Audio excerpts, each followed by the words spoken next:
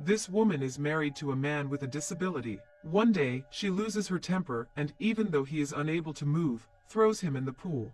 Cruel, the woman laughs, while the man suffocates under the water.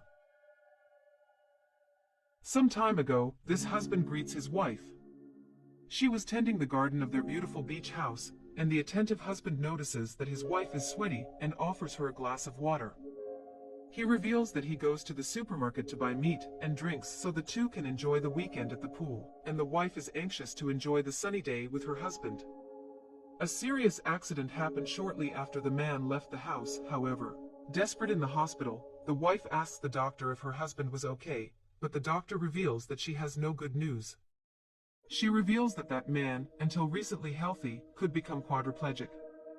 The wife despairs, not believing what is happening, and then she asks if there is no chance of recovery. The doctor says that there is no surgery for his situation, and that only physiotherapy can help him, but only over the years.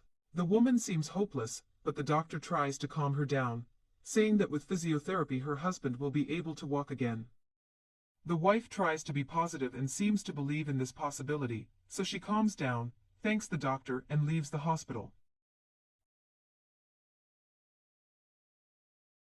Weeks later, now with her husband at home, the woman complains about the condition he is in, saying that he ended her life. The man, however, cannot even defend himself, as he has lost the ability to speak. She asks if he is thirsty. But she starts to fill a cup with coffee, and, without any care, makes her husband swallow the coffee, and then immediately throws the hot drink in his face, proving to be very cruel. The next day, while the wife has an orange, the husband seems to whisper that he is hungry. But the cruel wife, instead of feeding her husband, mocks his situation and rubs the orange in the man's face, even knowing the acidity present in the fruit. In an aggressive tone of voice, she calls her husband useless and helpless, insinuating that he got that way through his own fault. He whispers for help, but she replies that he ended her life. The husband, aware of the humiliation he is being subjected to, tries to say that he would like to get up from his chair, but the cruel wife starts to laugh at the poor man's situation. In addition to not feeding him food, she does not feed her husband's hopes, stating that he will be a quadriplegic forever. And cynical and ironic, she asks what else her husband would like to do. And he once again whispers for help, looking distressed at being in these conditions. But the woman acts maliciously, and once again rubs the orange in her husband's face, and then begins to laugh, showing signs of sadism. The next day she follows one of the doctor's recommendations, which is always to make him sunbathe a little, but even that she does without goodwill and yells at her invalid husband. Always aggressively, she starts to apply some sunscreen on her husband's face. The man starts to scream, and she once again laughs at the humiliation suffered by that man. But when she was preparing some more evil against him, someone knocked on the gate of the house, and she immediately changed her tone. She then stops beating her husband and goes to the gate of the house to find out who it is. When she opens it, a young man greets her, who reveals that he is there to take care of her handicapped husband. Very smiling and friendly, she asks who he is, and the man reveals that he is a friend of the man, and that he decided to visit him after learning about the accident. The woman looks like a different person, now with a sweet and calm voice, and says she will take her husband's friend to where the man is. On the way to the pool, the woman starts flirting with her husband's friend and says she's never seen him. He reveals that they worked together a few years ago, and the woman wastes no time, and says she found him very charming and handsome. The boy is a little embarrassed. The woman, then, much nicer than she really is, makes him feel free to get close to his old friend, named Luther. He comes to the man's side and greets him. Even whispering, the woman's husband manages to respond and regrets being in this situation and asks his friend for help. Afraid that the husband will reveal what is actually happening, the wife interrupts him and says that after the accident he started to delirious and talk nonsense. He believes in his friend's cruel wife and says goodbye to Luther, who begs his friend to stay and help him. But before leaving, the woman grabs her husband's friend by the arm and asks him to stay a little longer. He says he would like to, but the friend needs to rest. Without any shame, she says that, unlike her husband, she is very healthy. The friend is confused, but seems to like what she is proposing. The woman starts to flirt even more, now touching her husband's friend's body, and starts praising his appearance. And without worrying about her handicapped husband, she invites him to spend the afternoon at the pool with her. The man replies that he likes the idea, but asks if his friend was in agreement with it. She then says that they can fix it, and the man also shows no shame and starts kissing the woman. The man sees everything, but is unable to do anything to stop those two, so he starts screaming to show all his dissatisfaction and anger. The wife is angry with her husband and, even though he is unable to get around, throws him in the pool. Cruel, the woman laughs, while the man suffocates under the water. The friend is shocked by the woman's cruelty and asks how she is able to act like that. He jumps into the pool to try to stop something worse from happening. On another day, the woman is on the couch kissing the man, while the husband is next to her, watching everything. He whispers asking the two to stop it, but they laugh at the man and she, never tired of being cruel, calls her husband useless. He whispers once more and calls them traitors. But the two don't care anymore and the wife says she'll go to the bathroom and be right back. When she leaves, the man's supposed friend says he is there to help. After all, he is no longer able to satisfy his own woman. Without any need, she throws the garbage on the man's head and tells him to stop spoiling her fun time. Then the two go back to kissing passionately as if her husband wasn't right next to them. Suddenly, the woman's cell phone rings and she promptly answers the call. On the other side is a woman named Aline. Aline's parents are interested in buying the house of the cruel woman named Sheila. Aline asks what time she could come to the house to get to know the property better. And Sheila says she can meet them that very day.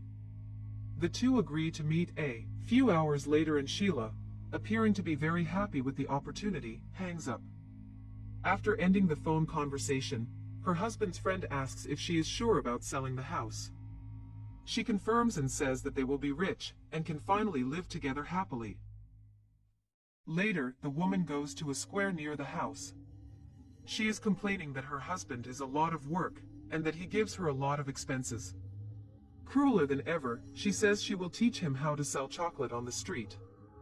So she takes the chocolate and hints how that invalid man will have to sell. And the poor man starts repeating the word chocolate, scared of what his wife might do. Before leaving him alone in the square, the woman yells at him and demands that he sell everything, because according to her this is the least that can be done after she spends thousands of dollars on him. A week later, she returns to that square and says that now the man will sell the chocolates to support himself. She reveals that she doesn't want the man anymore and that she is tired of living with him. He tries to ask her not to leave him, but she leaves without even looking back.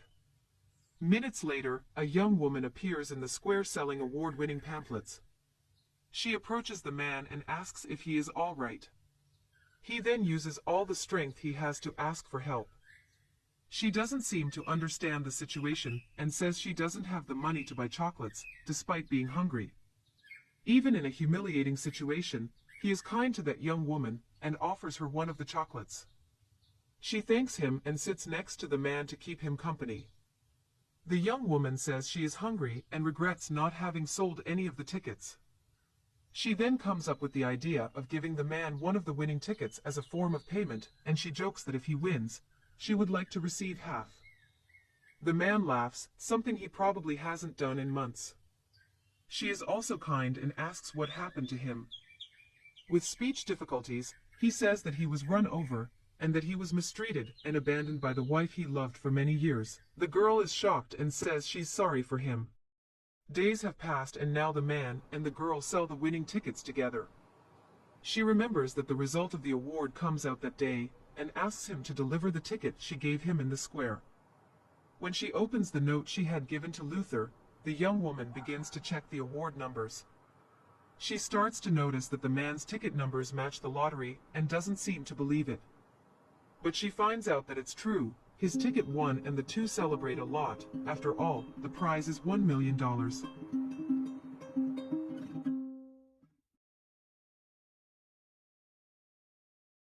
Weeks later, Luther's cruel ex-wife is in a job interview. The secretary asks which position she would be applying for, and, with a little shame, she says she accepts a job consistent with her level. The secretary doesn't quite understand what she means and asks to look at the resume of that arrogant and cruel woman. The secretary then analyzes the resume and realizes that that woman had never worked anywhere. And she then recalls that until recently she had a luxurious life and says that now she needs to work. The secretary says that for her resume, the only vacancies available would be for receptionist and cleaning lady. Even though she has nothing else, she insists on being arrogant and, with disgust, states that she will accept the receptionist position. The secretary notices the arrogance and says that receptionist is a decent job and that she should be proud. And then she says that as it is a vacancy that was in need of someone, the woman is hired and it is set for her to start working the next day. At the company's door, the secretary welcomes the new employee and says that it will be a pleasure to have her as a co-worker. When suddenly a luxury car arrives at the company and the secretary claims to be the boss. But the woman had no idea that Luther was in that car, now 100% recovered and a successful businessman. As he is about to enter the company he owns, Luther spots his ex-wife Sheila. She greets him happily, but he asks what she is doing at his company. Sheila says she is happy and surprised by her ex-husband and asks how he managed to walk again. And then he says that it was through physical therapy, but that it wouldn't be possible without a specific person. And then that young woman who helped him appears and Sheila asks who she is. Before Luther answers, the young woman interrupts him and reveals her name is Julia, and tells that she is Luther's new wife. And she asks if Sheila is the ex-wife that Luther has talked so much about. And she reveals that she knows that Sheila abandoned Luther when he needed it most, and the man replies that life is full of surprises.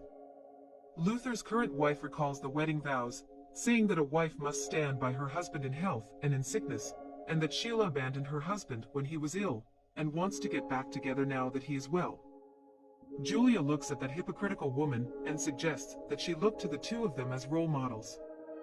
Embarrassed, Sheila turns her back to leave, but Luther asks her to wait and asks if she did a job interview at his company. She reveals that the next day she will start working as a receptionist. The ex-husband proves not to be a vindictive person and says that she will be welcome as a new employee of the company. And the young woman agrees, saying that in life everyone deserves a second chance to redeem themselves. Then they say goodbye and Sheila leaves, thinking her life could be very different.